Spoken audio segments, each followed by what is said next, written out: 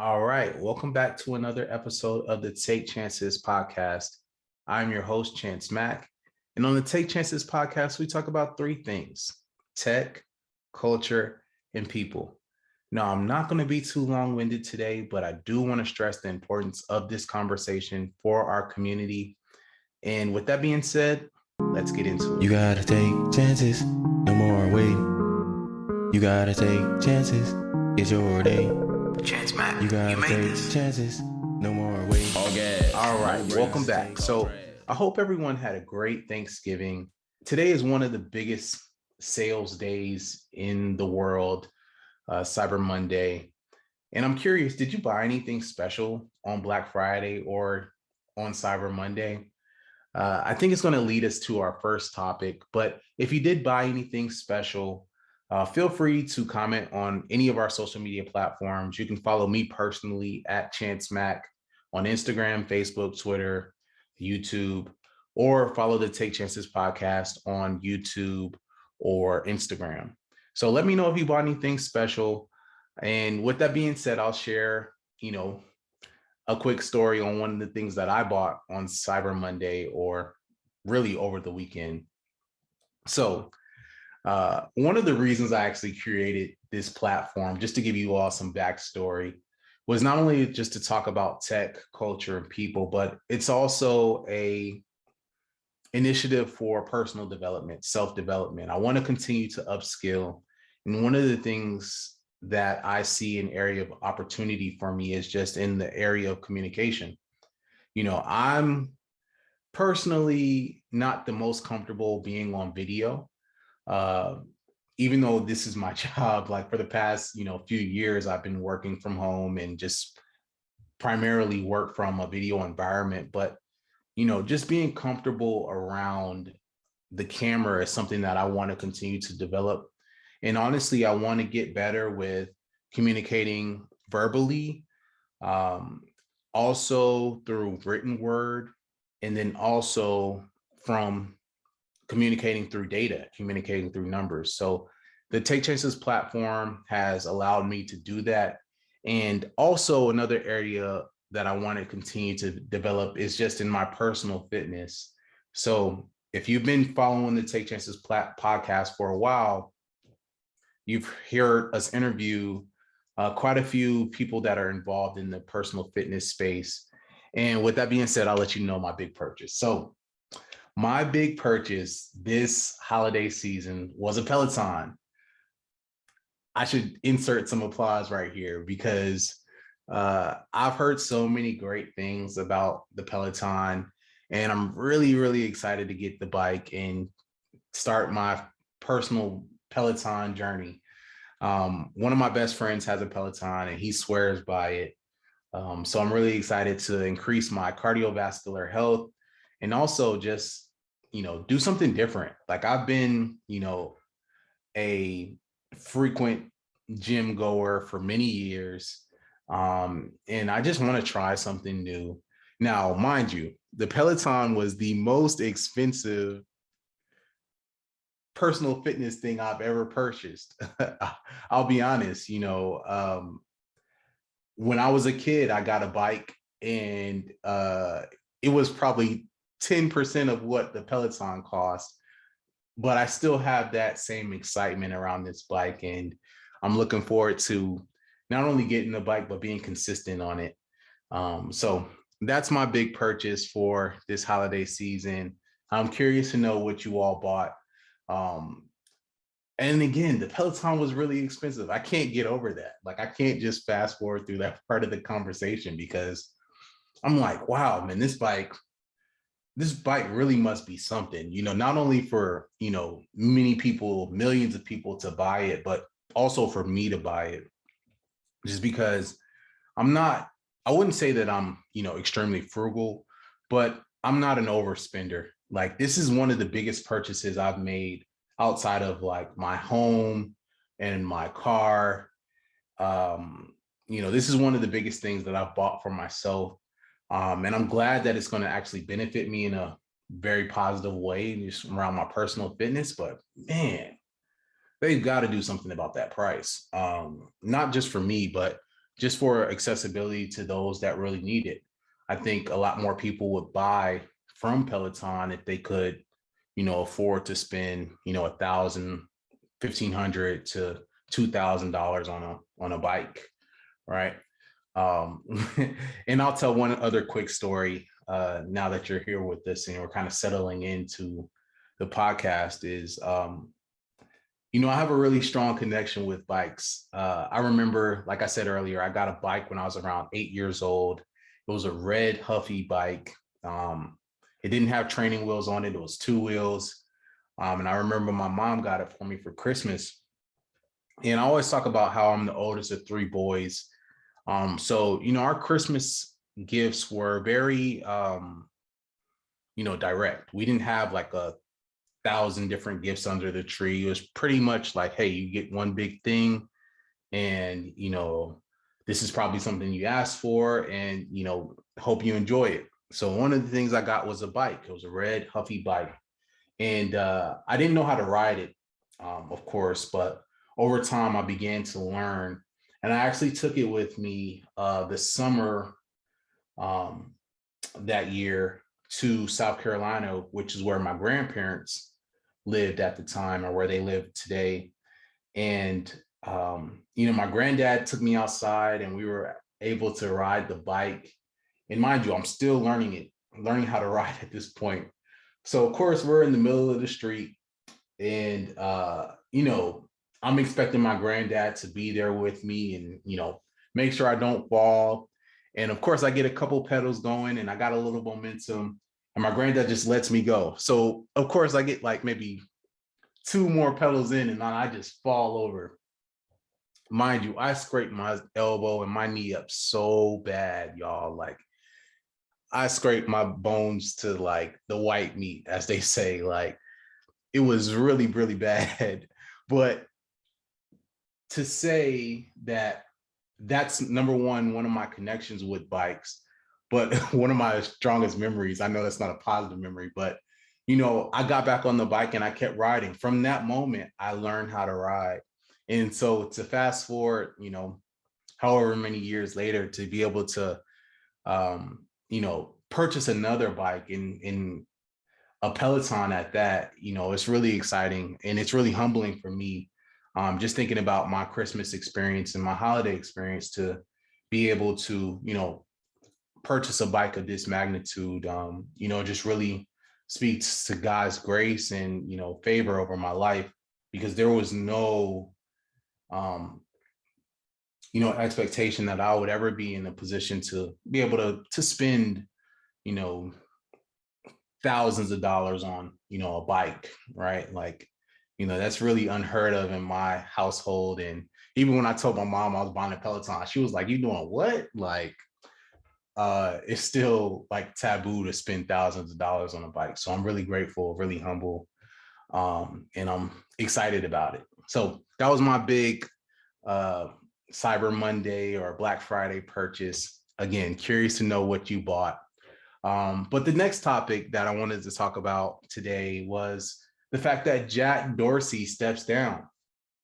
So for those that don't know, Jack Dorsey is one of my favorite tech founders, favorite tech CEOs, and he's the CEO of Twitter and co-founder of Twitter as well. But not only does Jack Dorsey lead Twitter, but he's also a leader for the company Square. And for those that don't know about Square, Square owns Cash App, also owns the point of sale systems for many local and small businesses across the globe.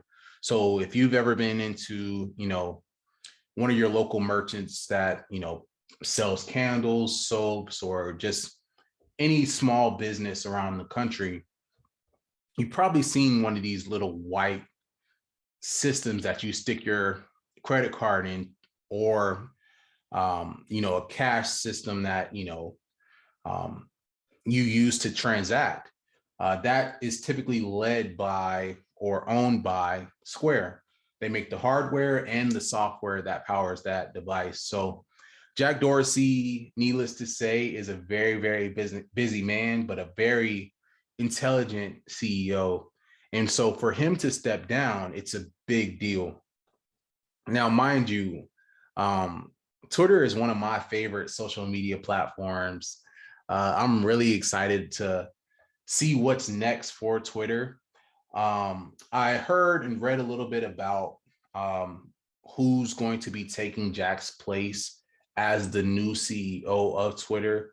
And he's a really exciting guy. I believe his name is Parag. If I'm pronouncing his name incorrectly, please forgive me. But he's a person of color. He's worked his way up from engineer all the way up to CTO and now the new CEO of Twitter. And he's really passionate about the product of Twitter. So I'm really excited to see what's next for the platform. And again, it's one of my favorite social media sites there is. And I feel like one of the reasons that is the case is because I feel like I was the first person on Twitter. Like I joined Twitter in 2008, 2009 timeframe. One of my best friends at the time, Jawan Smith, was very early on social media platforms. And to this day, he's really, he's an influencer on a lot of social media platforms. And he was the first person to get me, involved in Twitter. At the time we were on MySpace and had maybe moved over onto Facebook a little bit, but, Twitter was just so new. And of course, it was just really exciting to be on that platform and be on there very early. So again, very excited to see what's on the next frontier for the Twitter platform, and also to see what Parag's leadership style is. Jack Dorsey is one of my favorite CEOs, like I mentioned earlier. Him, Satya Nadella from Microsoft are two of my favorite tech CEOs. So for Jack to step down from Twitter and just primarily focus on Square is really an exciting thing. And one of the reasons why Jack decided to step down was he just wanted to get away from the idea of, co-founder or founder-led companies being held to the standard of your founder leading the company in perpetuity or forever. And I read that in his memo and I was like, I mean, that's a very interesting thing to note in your letter of resignation, just because I don't necessarily think that, founders have to stay with the company for forever. But the fact that that's on his mind is just, something that obviously he's felt some type of expectation around just from either investors or the board. And maybe I'm just not at that level to think of that type of thing being an issue or a challenge or a reason to really step down. And also he felt like Parag is just his time. It's just his time to step up and lead the organization. And he felt like the organization is in good hands with Parag. So really interested to see, what's next. And again, excited about Twitter. That's one of my favorite platforms. All right. So one of the things that I've been trying to do with this platform is, again, not make it too long-winded. So the core or the way that I'm able to kind of boil down this tech information is just to focus on three things. Like today's episode only focuses on three things. That's the Peloton story, the Twitter story, and our next story, which is an easy tie-in from the Twitter story to what I'm about to talk about next. So the third story I'm going to talk about is eBay just acquired SneakerCon's authentication service. Now, Chance, why is this relevant? How does this relate to tech, culture, and people? And who cares? Like, this is such a random story. I would have never looked this up on Twitter or Facebook. Why are you bringing this to me?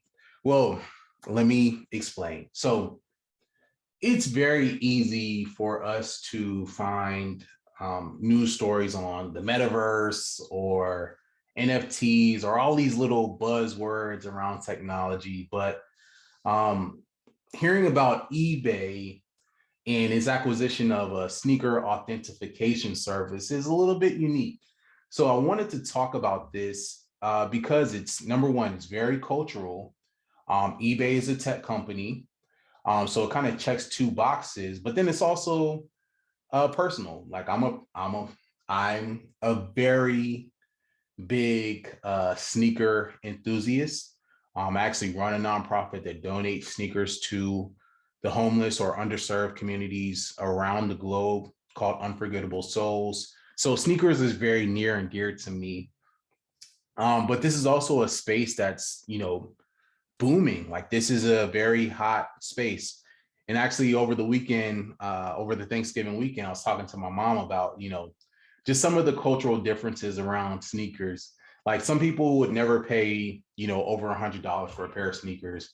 And personally, a lot of my sneakers cost more than $100 because I like to wear Jordans. Like I love retro Jordans, and most of the time those are more than $100. But just to kind of get back into the original story, so eBay acquires SneakerCon's authentication service. Just to give you all some background, let me read just one sentence for you all from this article around the acquisition. So basically, SneakerCon's authentication service is only for sneakers that are over $100, and the service is to reduce the amount of counterfeits that are sold on the eBay platform.